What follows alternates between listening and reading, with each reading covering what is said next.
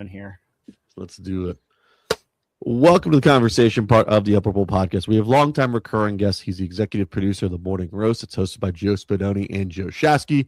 He's the host of Garlic Fries and Baseball Guys that you can listen to on all Odyssey platforms, and also you check out your podcast forums. He's got a new Instagram where he recaps all of his thoughts on the Bay Area sports scene called Sam Talking Sports. I'd like to welcome back to the program our favorite Miami Hurricane alumni, next to anybody we like to say on the show, Sam Lubman. Sam, how are we doing? And how about those Canes, by the way? Oh yeah, how about those kids? Damn, I didn't. If I'm the favorite Miami guest, there must not be a whole lot of former Canes that are coming on this pod. Not many former Canes are coming on the pod anyway. Yeah, so. There you go. It must be a very short list if I'm at the top of it. But hey, I was saying last year during their run, college football screwed up letting Miami get good again, because after we beat Ohio State in the Fiesta Bowl, of all the places to get that revenge. Yep. Like that made official, like words out. Don't be leaving South Florida. Now, all these South Florida kids, they're going to be staying home, going to the school they should have been going to this entire time. Mm-hmm. No more seeing these Jeremiah Smiths and these Teddy Bridgewaters and these Lamar Jacksons and all these other South Florida kids leaving the area, going off to schools they shouldn't have gone to, and making Miami miserable for it. You know, the state of Miami is coming back, and college football, man, y'all screwed up letting Miami get good again. And Mario at the transfer portal, like, God, Darian Menska, Cooper Bacarde, joining Malachi Tony and Mark Fletcher on that offense. Like, boy, howdy, if Mario can figure out the O-line, it's going to be a fun March. It's going to be a fun season. It's going to be a fun season anyway, even though we only played Notre Dame and Florida State and no state title, which I'm mad about already. So. Well, I mean, Notre Dame, the fact that's coming later in the year, that's going to be interesting. Because I'll be honest, if Notre Dame and Miami played at the end of the year, I'm not sure how that game goes. Exactly. All I could say is Miami probably wins. I think they kind of removed all doubt by the fact that he came, a Carson Beck interception short of knocking off the Hoosiers. But dude, I produced those games. That game was nuts anyway. So. I was at that game. It was a lot of fun up until that last pass. I will say this: the best part about this, I don't know if I ever told you this. We had Danny Boy Kane come on the podcast on the post game show. The famous Miami Hurricane. Yeah. That was on Barstool. He asked, like, are you guys taking calls? Like, yeah, here's the phone number. He called up post game. It was to him and talking to Alex Dono, the most electric thing of all time. Of like probably all the time I've done the Miami Hurricanes post game show. Like having him come on, I was like, okay, we officially are kind of back anyways. So wow, nice. Yeah, so all right. We have a lot of things we're going to talk about. We have the cut sheet out anyways. We have a lot of baseball talk. You are our baseball guy, our savant, our correspondent for the Bay Area. I like your national takes too, because it feels like I like to expand your scope. Are you cool with that anyways? Oh, absolutely, yeah. All right, keep following what's going on everywhere else. So, exactly. Do what I can. It's hard. It's hard, but here's the thing. I don't want to put you in a corner like a soccer guy would do anyways. Like you're a soccer guy, but like you're a Bay Area guy. I'll give you soccer takes. They're just going to be not good ones. That is our podcast. My favorite soccer take that I have is I could probably do a whole lot of other things that are more fun than watching soccer. That's my soccer take. Well, I only lasted 10 minutes of the USA game, and I changed it to Netflix, by the way. That's how bad it was for me anyway. I mean, I was just like, they're beating Paraguay. Like, is this good? Yeah. Or is it just like, well, that's my thing. I texted our group thread afterwards. Like, is this a good win, or do we just like beat the equivalent of the Citadel to start off our season? Or Miami. I was told it was just like beating Vanderbilt, I guess. Paraguay is similar to Vanderbilt. Or Miami beating up on FAMU anyways. Yeah, it's just like, do we actually beat a real team, or do we just get an FCS cupcake here in our first draw of group play? And I don't know who the hell is also in Team USA's group. Turkey's in it. I think we play Australia. Oh, okay, Australia. I can see Australia. Yeah. I don't know. Is Australia good? I don't know. I heard Turkey got absolutely cooked by Australia the other day or whoever. So I don't know who's good in our group. I don't know either. And it's going to be hard enough for me to pay attention at 3:00 on a Friday, especially in Miami. They got these games. The game tonight, who's going tonight is I think it's, let me see who's going. The game's at 9:00 local time. From us, East Coast. So it's a 6:00. No, 9:00 our time. Starts at 9:00 tonight, Pacific time, midnight Eastern time. That's an outrage, by the way. That's an Austria and Jordan. I'm not. That's gonna get that's gonna get a good West Coast rating, as we would say on the Upper podcast. I mean, I guess again, there's people. I guess if you're living in Austria or if you're living in Jordan, 9 o'clock Pacific time is probably like, 1 o'clock your time or 3 o'clock your time or something like that. So like, I guess it makes sense for that audience that they're playing at that time. I'm sure that when the World Cup is, on the other side of the planet, whether it's in Qatar or Sochi or Russia or wherever. Brazil. Yeah. Less so Brazil, but like when it's in like Qatar, I'm sure they had like some weird 11 p.m. starts too for, the West Coast or East Coast audience back in America. So I'm sure it goes both ways, but is it bad I really wanted to go to one of these games just because like, I just want to say I went to a World Cup game. Yeah. Unfortunately Saturdays, the Switzerland, God, who are they playing? Saturday is that was Qatar and Switzerland, I think. Which throw out the records when those two meet up. That one started at noon, which I couldn't do unfortunately because I had Orange and Black Weekend Wrap from 9 to 12. So it's just like I couldn't do it then. All the other games at Levi's, I don't know when the elimination game is, the round of 16 or whatever, round of 32. When they start going to single eliminations, Levi's the knockout round, we call it. The knockout round. There you go. They have a knockout round game. I don't know what time that's at, but all their group stage games are all starting at 9 o'clock or 8 o'clock, which when your boy wakes up at 3:30 in the morning to go, listen to two Joes yell at each other, those late night games are off limits, especially getting out of Levi's. Getting out of Levi's at like 10:30 on a weeknight. Hell with that. You probably not getting back to your place till like midnight. I just want to even go to bed. Just go right into work. Just go to work. They're going to sleep. Let's go out and get into work an hour or two early. Just sleep on the couch, as we would say anyway. So I wish we had a couch. That's an outrage. You don't have a couch. Every radio station needs to have a couch anyway. That's not even the start of it. We had easy chairs. We got that. That's not bad. That's an upgrade. At least it works, but it doesn't work as much. All right.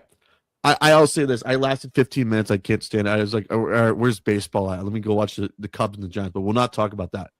But what's been your favorite part about this exciting season, that as you like to say anyways? Because me, it's been the ABS system. It's been truly electric seeing all these old umps. My favorite part about this season is that with every passing game, we're one game closer to the end of it.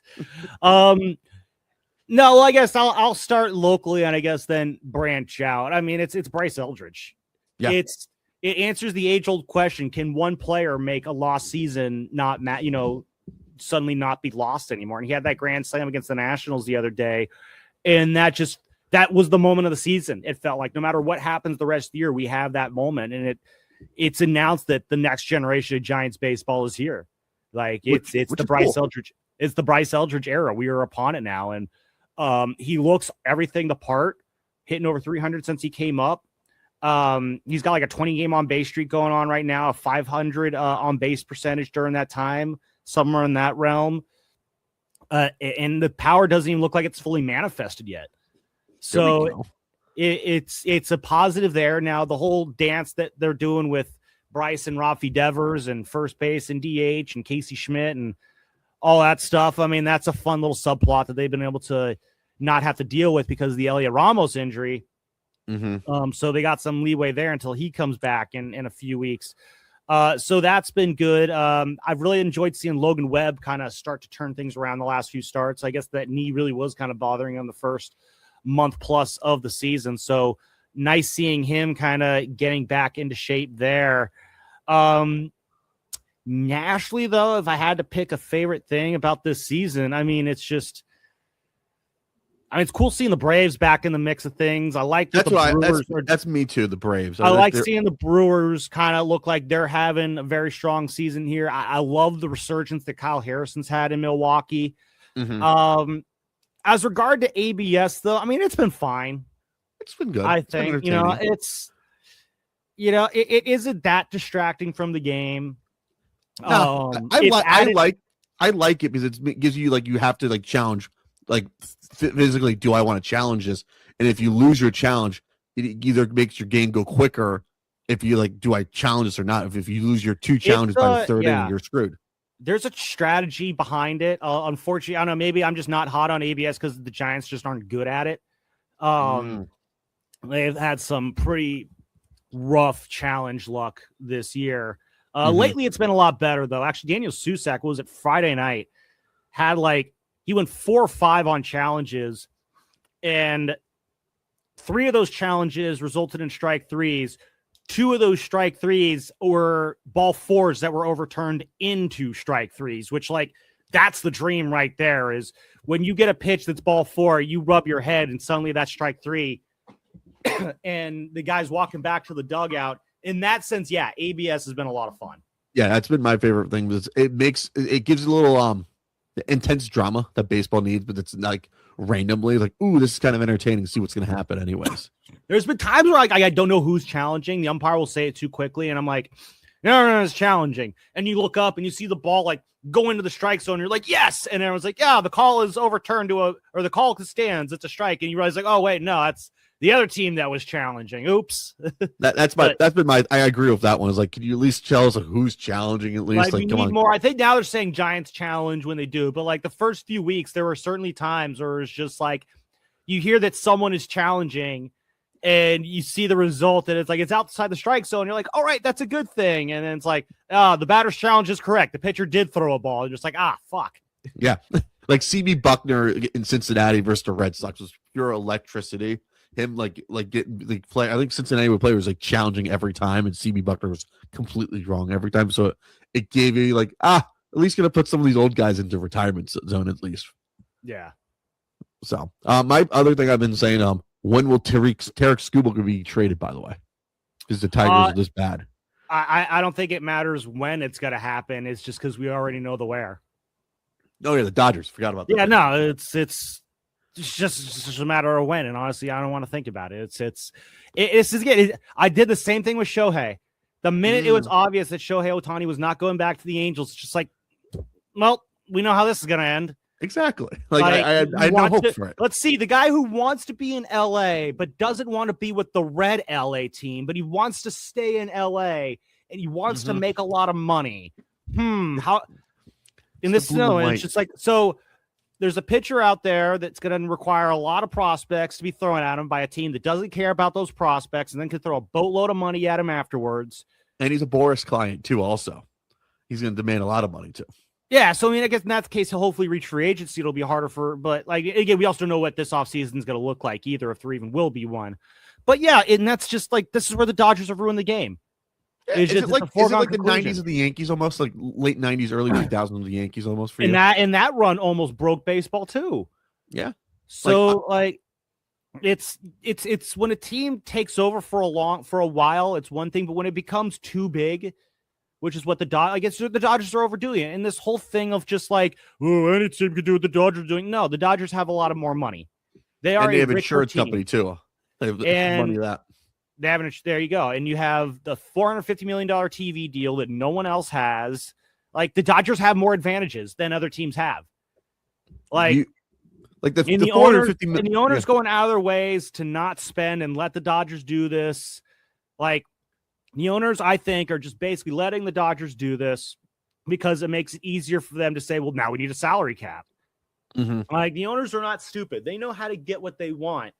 And them not spending and the Dodgers are spending, it makes it easier for them to say, oh, the Dodgers are ruining the sport. We need a salary cap. So, but no, the Dodgers do have financial advantages that other teams don't have. What I go by the TV deal, and I read it more as the health insurance thing that they have. It's crazy as well. The TV deal is it's crazy because when you look at the current landscape of sports, half the MLB teams have no regional TV network anymore. It's over the air. And I look at it as when is baseball going to pull have everyone be under one umbrella? It's I don't think. I think that's where they're gonna go. I think it's gonna be. You're seeing a lot more streaming games now, but this is something that Joe Shasky's been on, and we roll our eyes when he talks about the regional sports networks, but every now and then you're actually, hold on a minute, you're saying something here. Miami's fucked right now because the Heat's no longer on Bally. The Panthers. Yeah. So how do you watch the games down there? So, all right, the Heat are on this. They just announced this. They're on Local 10 now. So I have DirecTV. So they give you a designated channel for the Local Marlins. 10. That's the ABC affiliate down there, right? Was the ABC affiliate now? Now it's an independent station. So okay. ABC channel 7 which is the Fox station. They took the ABC affiliate and they made it like a Channel 18. So that's the ABC affiliate. So you get all your college football on there, and you get the doubleheader now. Unlike before, the NHL was on Local 10. The Local 10 is like, forget it. We're not only doing one game. So the Marlins are on Channel 39, which is like an independent station. How many games are televised? On Channel 39 for the Panthers, all regular season games, unless they're on TNT or ESPN Plus. Okay, what about Marlins games? How many of those? Marlins are on designated channel anyways. It's like 646, I believe. And they give you, like, for home games, you get a 15-minute pregame show and you get a postgame show. For road and then games, the channel's just off air after that? Yeah, it's pretty much, it'll tell you when the next game is. Or paid program? No paid program. It's just to tell you. So it's just off it, just a blank screen. Do you have to, and I assume you have to pay extra for that channel, right, with your cable package? They give it to you on DirecTV if you have. Oh, okay, there you go. Well, what about if you have like YouTube TV? Do you know about that? You're screwed out on that one, anyways. Yeah, see, I use YouTube TV for mine, and luckily, I mean, the Giants, they have their partnership with NBC here, and the Giants' partnership with the local NBC affiliate out here is pretty strong. They actually own a stake of it as well. So, like, the Giants are in a pretty good spot TV deal-wise, but their TV deal just pays like half or something of what the Dodgers TV deal does. Mm-hmm. But I mean, yeah, they have a pretty set thing. NBC is carried by YouTube TV, which is how I get my TV, is through YouTube TV, which I think is just, YouTube TV is the best way, I think, to watch all sports these days, especially since they got the multi-view going. I hate streaming. I hate having to stream games. I have DirecTV stream because I bought it because I can't get any local sports channels on YouTube TV. So I had to make a choice anyways. Do I go to Comcast or AT&T, ask for a box, or do I just do the stream? So I've just done the streaming thing anyways and stuff. And like, I'll just buy like the Sunday ticket package off YouTube TV. So that's what I got too. Well, no, I'm the Sunday ticket pack. I have, I just got Red Zone. Oh, there we go. I pay an extra like $10 a month so I can have Red Zone every weekend, because for me, I'd rather just watch Red Zone than have like flipping around between all the NFL games. Like for me, it's like I want to watch the Eagle game. Then it's like, I always watch the random West Coast game, because if the late game sucks out here, like the 425 game, like doubleheader, it's like, I really don't, like, for example, I don't want to watch Dolphins Raiders. I'd rather watch the Eagle game at 425 at least, or I watch the Niner game if they're playing at 405. I'll watch the Niners play whoever anyways. I feel like that's more like, I'd rather watch it. Like, I'm an NFC guy, so I want to see what's going on with the conference anyways. Gotcha, yeah. So that's how I feel. Plus, with the Dodgers having this big thing, it's like you're going to see like the Dodgers, the Cubs, Yankees, Red Sox. Are they going to bend to the new MLB thing? It's going to be real interesting, because it's like, I think what they're going to do, they're going to have to centralize it. I think, again, there's I credit Shasky for putting this idea out, and I agree with it. But based like an NFL style model, where like it's gonna be just like all the NFL games are on either Fox or CBS or something like that. I think it's gonna be something similar to that, where just one or two entities has control of these games. Maybe it's NBC, maybe it's ABC, and I'm curious how that would impact the teams that still do have their own TV deals. Because I can't imagine that, again, the Giants, they have a personal stake in their TV affiliate. So which is they're getting money off of that. So they're going to have something to say if the TV rights get taken national. The Dodgers, obviously, with Time Warner and their $450 million deal, I'm sure they're going to have something to say if something gets in the way of that cash cow as well. So that's going to be some fun talks to have there. I know I think that's a big one. Speaking of lockout, do you see a salary cap happen first or the salary floor happening? I think the salary floor makes more sense. That's what I'm thinking it's going to happen first. The cap, though, I mean, the cap worries me, because it seems like both these sides are ready to go to the death on that one. The owners, I think, are, and it feels to me like the players are kind of on the defensive here. The owners are coming hard for the salary cap. And I mean, the players, they can propose luxury tax caps and stuff like that. Any psycho owner can still blow through a luxury tax. Yeah. Steve Cohen will still blow through that luxury tax. The Dodgers will still find a way to blow through that luxury tax. George Steinbrenner family's cash poor. Right? No, it's just those two teams now. So, I mean, this. I don't think it gets talked about enough, but this lockout is looking more and more likely right now. There's still a lot of time to go. I'll say is if the Dodgers do get Scooble, you're not going to have baseball next year. Oh no, it's we'll the Dodgers are literally about to ruin baseball for everybody. You know what? I'm going to write that down on the takes board because we haven't done that in a while. Scooble to the Dodgers will end baseball in 27. Got it on the board. We'll say it on today on June the 16th. Anyway, 6/16. Here we go. Honestly, shame on the Tigers if they even deal because the Tigers are complicit in this. Same way the Red Sox are complicit in Mookie Betts. Yeah, like Pizza Boy should have spent money anyways. Like he's got enough money, even though he's got the Red Wings that also take a lot more money. Like just give him his money, please. Or just trade him somewhere else. Trade him to the Braves. Trade him to the Brewers.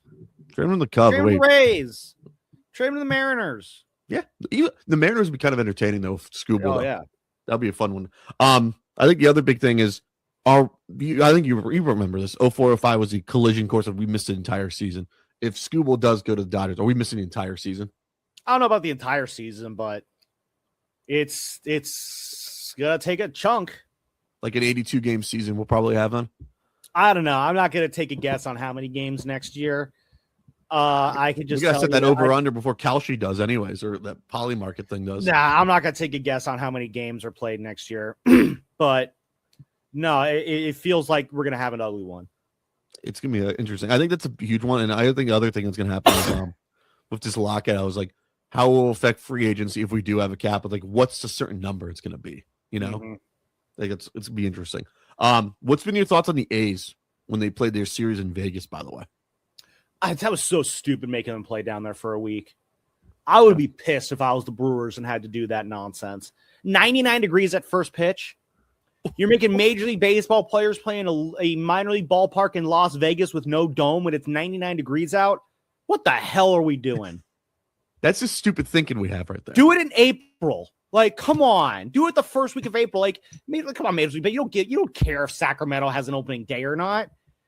Open the season in Las Vegas. Do the first week there, and then have them go back to Sacramento. Don't send them there in the middle of freaking June. What will be worse, July in Sacramento or Vegas in July? Because the Marlins do go out there Vegas in July. I mean, Vegas is a desert. I mean, Sacramento's brutal, but both are bad. Both are bad with heat, but it's not like. Well, like again, when they do officially move into Vegas, they're gonna be under a dome. So like. Do you think that ball will be flying out still? Or he's going to throw in the humidor? I don't know. It depends on what the climate's like. Because I mean, a dome is a little. In the elevation is 2,000 feet, so you'll have a little bit more carry there. Mm-hmm. But as far as the outside elements, again, under a dome, not going to be as much of a factor. So like, at that point, it's only going to be dependent on how big the ballpark is, considering how small the footprint is that they're working with. It's going to probably be a small ballpark. Yeah, they probably want a hitter's ballpark so they can get people to come on in and say, oh, we home run, pretty much. Anyways, I think I saw that series like, what are we doing here? And I also looked at like, this is entertaining at least. Anyways, at least the A's are now becoming a traveling road show. At least it's still just embarrassing, this whole process and how it's playing out. It is. It really is. It's like I ask these people like, what do A's fans do now? Do they follow to Sacramento and Vegas? Some of them don't. Some of them just dropped him completely. Some of them are still going. I mean, there's still a lot of A's fans in Sacramento. Mm-hmm. The Sacramento. Honestly, I've always thought Sacramento would be a better market for the A's. The A's have always had a footprint out there. I even think because their minor league team was out there, and so Sacramento, I'm pretty sure, was A's territory. So the A's games, which are on Comcast Sportsnet California, same as the Sacramento Kings games, I think A's games were shown out in Sacramento, but Giants games weren't, much the same way that Sacramento Kings games aren't on TV here because it's Warriors territory. So there was an A's footprint out there. But I don't know how much there's a thirst from the powers that be within that city to actually commit to keeping them right now. I mean, Sacramento launched a bid for an expansion team a few weeks ago, and it was just not an inspired effort at all. Mm-hmm. I think part of that is because Sacramento's got to know that even if they put their best foot forward, they're at best 4th or 5th on the list of teams that are getting the next two baseball teams. I think Nashville's on that list. I think Salt Lake City's on that list. I think Montreal is absolutely a city that should be on that list. Portland's going to be on that list.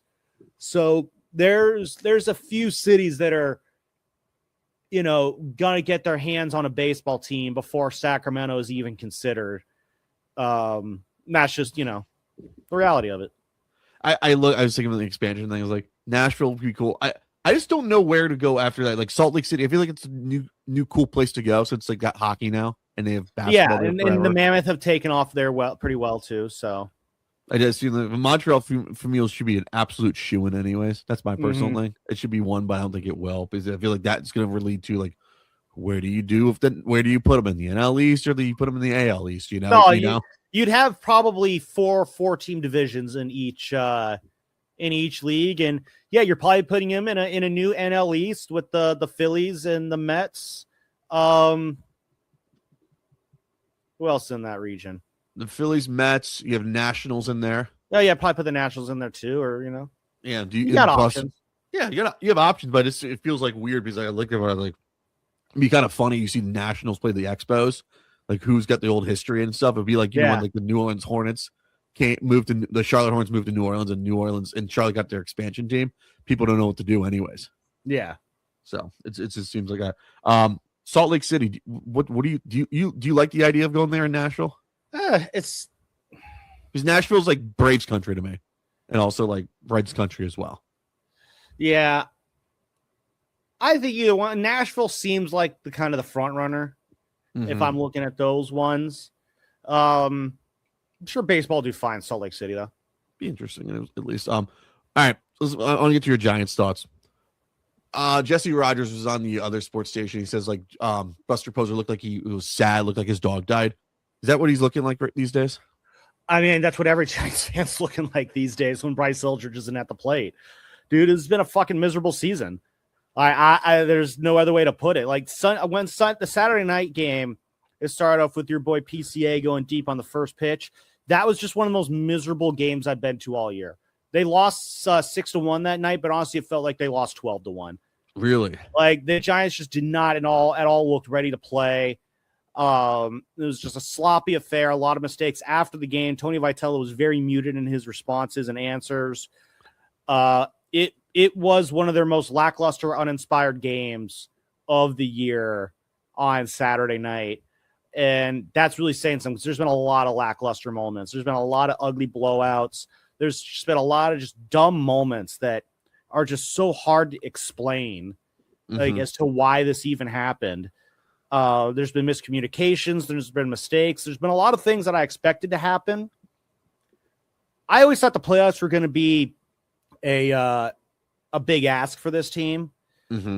I figured the most important thing that you get out of this year is just get all the growing pains out of Tony Vitello. He needs to be comfortable managing this team. It's been more of a process than I thought it would. I in no way, shape, or form thought they would be this bad. Like this is they might be one of the worst, like 100. They might be one of the better 100-loss teams out there. Like I do think this team looks like I would not be shocked if they lose 100 games. Is this the worst Giants team you've watched? It might actually be just performing like on paper. No. Okay. If you look at the names and the track records and what can be done, I do not think this is the worst Giants team in my life. Okay. But performance-wise, if you're just going off of the results just this year in a vacuum, this is as bad as I've seen it. So we could say Tony Vitello is not going to be fired after this. It's not going to be one and done. I don't think he is. No, I think that would just be disastrous if Buster fired Tony after 1 year. I don't know how you let him pick another manager. Like that's a fireable offense. Like Buster, you should be fired too. Like I'm at a point where I don't know how you could fire one without the other. Like, let's say at the end of the year you make this decision. Like Tony's not the issue, but Buster is. So we're gonna fire Tony Vitello, or sorry, we're gonna fire Buster Posey. But then the next general manager comes in, or the next president of baseball operations comes in, who's going to be a more experienced in that field. Insert, new GM here. They're not keeping Tony Vitello. they're going to go and get their own guy, if it maybe right away or after a lame duck year. So you're not doing that. If you're firing Tony, I just don't see how you're letting Buster still hold that job. So no, I think they're all pot committed. I do think, again, I'm not super freaked out about the long-term future of this team. Mm-hmm. You know, I think 28, 29, depending on how next year looks, maybe it might be 2030. Like, they'll get back soon. I think they have a lot of talent coming up through the farm system. Mm-hmm. That's where Buster's really kind of done his best work. And you get that fourth overall pick, and you get that fourth overall pick in the MLB draft too. Yeah, so either that's going to be, hopefully it's going to be either Rock Choralski or Jackson Flora. I like Flora as a pitching option. Choralski is just, I think that's just the best guy in the draft. And I think Major League Baseball's draft is such a crapshoot that you just take the best player available if you can and figure the rest out later.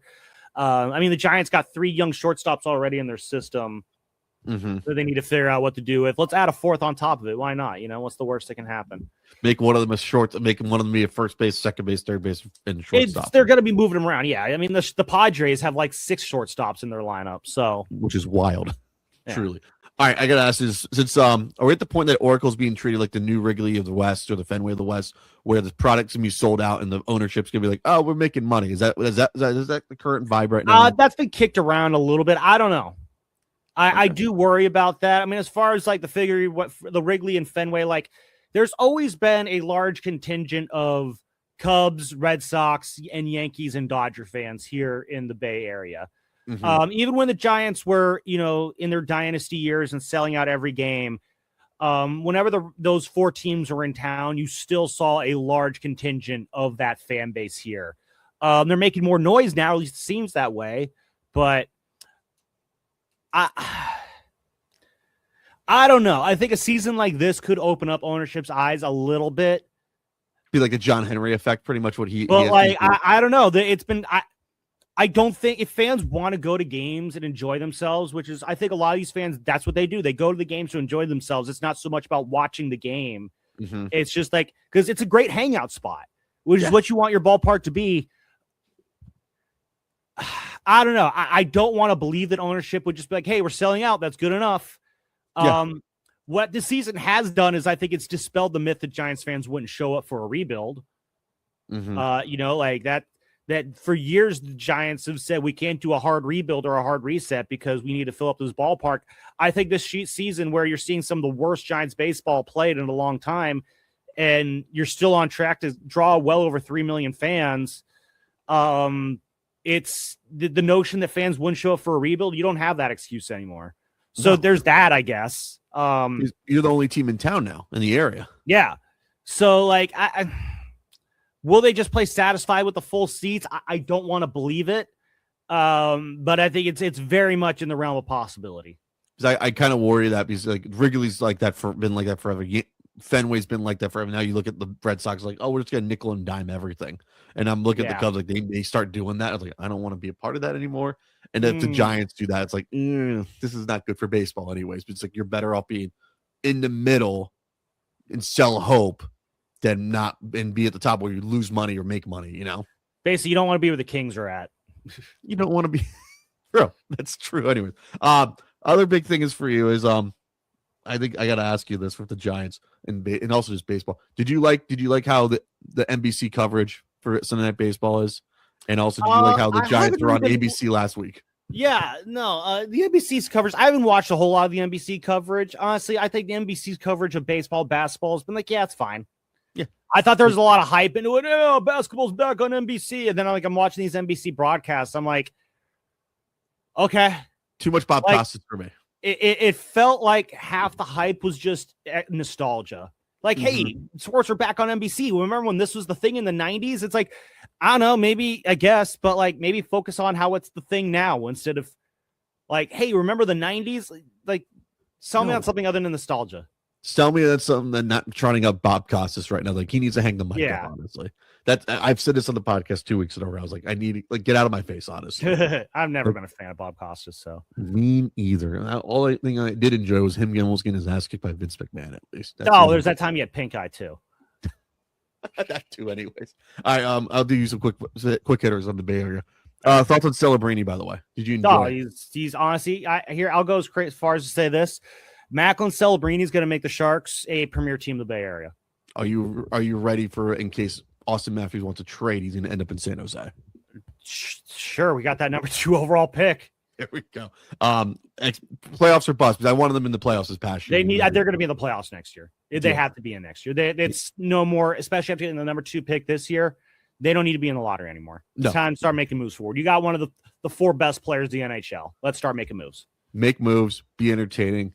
Warriors/NBA, where do we stand? On which part? What do you mean? On the Warriors, what's your thoughts on the organization right now? Is there a plan? I think the next 2 years we're just going to play it out with Steph. You know, it's not all that different from the Giants at the end of the Bonds years. We're just going to play this, wait it out, and say goodbye game, and they're going to do what they can to retool the organization around him in the meantime, starting with the 11th pick this year. But, you know, in these next couple of years, they're never going to be bad enough to get a significant lottery pick unless they just get stupid lucky with how the ping pong balls bounce in the new lottery system. But for the most part, like, you're probably not going to get a whole lot of help in the draft. Mm-hmm. But you're not going to have a season that's good enough to say it's legitimate success. Like, if you win a playoff series in the next 2 years, yay. So it's just the slow march. Basically, the next 2 years are, you know, you're going to play 164 regular season basketball games, and in about 30 to 40% of and maybe 30% of those games, Stephen Curry is going to just do incredible things and blow your mind. And another chunk of those games, he's just going to be really, really good. You know, like, I think he's got more like great games in him than bad games in him. Like, I don't think his games will go off a cliff. So I mean, basically, it's, you know, maybe once a week you're going to get an incredible Steph game, or once every 2 weeks, something like that. And in between, you're just going to be like talking about that last great Steph game. You know, like, that's it. Like, it's, your goal is how many great Steph games can we get between now and when he calls it quits, and what happens after these next 2 years? Is he going to still be here? Is he going to still keep trying to play? Like, do you think he's still going to try to keep playing, or do you think the Warriors are forcing him? I think, listen, as long as he's able to do it, he's going to keep doing it. Yeah. I just don't want the Warriors to be like the Warriors, like when Chris Mullin took over and it was just a bleep show, even though we don't want to see that happen with Mike Dunleavy. I don't know. Are we at that point now? The reality, I mean, the problem is that Steph is so good. Like, he's in a rarefied era with how good he is. Like, I think people don't really understand, like, this isn't like when the Giants didn't want to trade Buster Posey or Madison Bumgarner. I mean, those guys were franchise icons, and, you know, this applies more to Mad Bum than Buster, but, like, as great as Mad Bum was, like, he's a Giants icon, but in terms of the sport of baseball, though, he's not in that inner circle. Buster Posey, as great as he is, he's not at that inner circle of baseball greatness. Guys like Willie Mays, you know, Hank Aaron, you know, Ricky Henderson, Tony Gwynn, like, those just truly transcendent Hall of Fame talents. Yes, I guess you throw Shohei in that too for these days. Steph Curry is one of the, like, he's in the top. He's one of the 10 greatest players to ever play the sport in its history. Like, definitely. He's not one of the top 10 players today. He's not, like, Buster Posey was probably the best or second best catcher of his era. He's probably in the top 10 catchers of all time. He's not a top 10 baseball player of all time. No, like, Steph Curry is one of the greatest point guards of all time, but no, he's one of the 10 greatest basketball players of all time. Not of today, not of his era, not since 2000, but from when the first, you know, peach basket was nailed to the side of a wall, and James Naismith was just like, hey, hit that shot. From that moment till now, Steph is one of the 10 best to ever do it, going back to the creation of the game. There is, in each sport, you know, in the history of sport in America, and baseball goes back to the 1800s, yet football goes back to the 1930s, hockey goes back to the 1910s, basketball goes back to the 1940s. There are only 40 such players that you could say that about in each sport. You know, is for sports top 10. Yeah. Okay. And Steph is on that short list. And it's very, very rare that you have one of those guys come through. Now, the Bay Area's been very lucky that they've had a few of those guys. They had Joe Montana come through here. We've had Willie Mays come through here. Those are the only other two, you know, top 10 in their sport athletes that I would say have played here in this region until Steph. Maybe Ricky Henderson's up there, but again, I think you can come up with 10 baseball players ahead of Ricky Henderson too. And Dave Stewart too also. Yeah, I don't think Dave Stewart's closer to Madison Bumgarner than any of those guys. Okay. But I'd say it's very rare you have a top 10 player in the history of sport on your team. Yeah. If the Warriors had all this success, but Steph was only as good as Damian Lillard, then I think it's easier to move off of them. But because Damian Lillard is one of the great players today, maybe he's one of the 75 greatest of all time, but he's not top 10. No. You know, so when you have a top 10 player in your sport, like, there's different rules there. And the different rule is you don't just move off of them. They get to hang around a little bit more. They have that privilege. You know, and it's very rare. Like basketball right now, it's Steph and LeBron are the only two probably active top 10 players. Which is crazy. You know, in baseball, I'm sure at some point you can make the case for Shohei Ohtani. Mike Trout is probably the only other one you can make the case for. Hockey, that's a fall from grace right now. Mike Trout's been. Anyways. Yeah, I don't even know if Mike Trout is a top 10 baseball player of all time. To be honest, he might be a guy who can be on the outside looking in. There's a hot take for you. You know, hockey. I mean, it's Sidney Crosby or Ovechkin. Maybe one of them are in the top 10. Maybe both. Maybe Mahomes is in the top 10 right now of NFL. So again, you know, you're talking about 40 guys who are top 10 athletes in all their sports. You know, only a couple of those are ever around at any one point. Yeah. And the Warriors just happen to be one of the holders of those guys. So they just, there's different rules there, unfortunately. Well, I don't know if unfortunately is the right thing, but the reality is if Steph was the 11th best player in NBA history, then it's easier to pivot off of him. But since he's one of the top 10, there's a level of rarefied air that you have to take notice of. Plus, you don't want to see him wear another jersey anyways. There's like certain athletes you just like. Well, I think the adage out here is if Joe Montana can get traded, anybody can get traded. You know, true. But at the same time, you know, Matt Cain and Buster Posey only wore Giants uniforms. Yeah. You know, there's I guess Logan Couture only wore a Sharks uniform, but I mean that Logan's not on that same level, unfortunately. But yeah, Patrick Marleau. Patrick Marleau played in a different jersey. You know, Tim Lincecum played in a different jersey. Yeah. So it's, you know, even Barry Bonds. Yeah, so it's Barry was before, but yeah, like it's Steph though I think is set on being a career Warrior. If anything, maybe there's a throwaway season in Charlotte.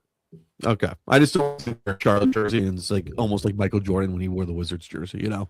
That's what we just don't want to see. All right, I got to ask you this one. Since the Knicks won, who's the next loser franchise we have to root for now that we don't want that needs to win now? I texted you this, by the way. I think I texted you one of my buddies.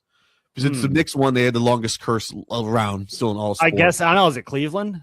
Cleveland's on that list, we said. Yeah, I also Cleveland said Guardians. The Guardians baseball club, we call them. We said this is what we said. Toronto for the Leafs because they haven't won since 1967. I said Vikings because they have not won anything. Yeah, I think it's just Canada in general. No, the loser franchise that you got to wait for is the Jets. Okay, I think they were probably higher up on that list than the Knicks anyway. Yeah. So it's the Jets. It's always the Jets. It's always the bleeping Jets anyway. I just threw the Vikings in there, but it's like they've had all these good seasons. They haven't won anything. You know? Yeah, no, the Jets. The Jets are the biggest mess in sports. Well, Cleveland is too also. Yeah, but the Jets still exist. So that is true, and it's the biggest market. I just got to ask you because I feel like the Knicks winning, like the Cubs won. It's like who's next? It's Cleveland. It's just, I'm looking at it now. It's like the NBA was like Toronto, the Knicks, then NFL was like you picked the city of litter to could be the Jets, the Vikings, whoever, and now the NBA is like who's next? Is like the Suns or the Jazz. Yeah. So it's a conversation starter if you want to bring it onto the morning roast if you need to bring it up anyways. There you go. All right. Any thoughts on the Knicks winning the title? No, I'm surprised the city of New York's still standing.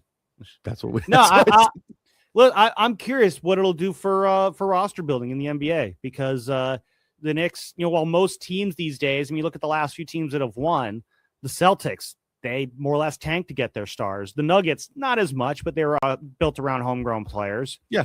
The Thunder, they were. Is someone in between there? Who won between the Nuggets and the Thunder? The on that. Warriors won. Warriors at 22, and then the Nuggets. Oh, then the Celtics. Yeah, the Bucks the won Nuggets, 21. Yeah, the Bucks again. They had a homegrown talent. Warriors homegrown. A different story there. Toronto. Celtics tanked to get their players. Well, the Celtics got their they're homegrown. Thunder obviously tanked to get their players. They're very homegrown. Spurs tanked to get their players. They're very homegrown. The Knicks assembled their roster. They almost did it in a quasi old-fashioned way. They didn't do it through the draft. So I'm curious how many teams feel like that's repeatable to do that, because drafts are hard, and when you can't hit in the draft, and for years the Knicks just failed in the draft, and they just decide, screw it, we're just gonna acquire guys. Which I kind of like, anyways, because I don't even know this NBA draft is, anyways. I'm not even previewing it, anyways. It's already too tough to do. Sam, tell me what's going on with the Morning Roast. And Sam Lubman talks sports, by the way. Talking sports, by the way. I like the channel, anyways. There's gonna be just a lot of Giants talk going on right now. We're getting ready for the NBA draft too. But yeah, no, we've been really diving into the Giants talk lately. That's been hitting. Which I enjoy baseball talk whenever I could hear it, anyways. So, Sam. It's always appreciate you coming on the pod. We'll talk later this year. How about that?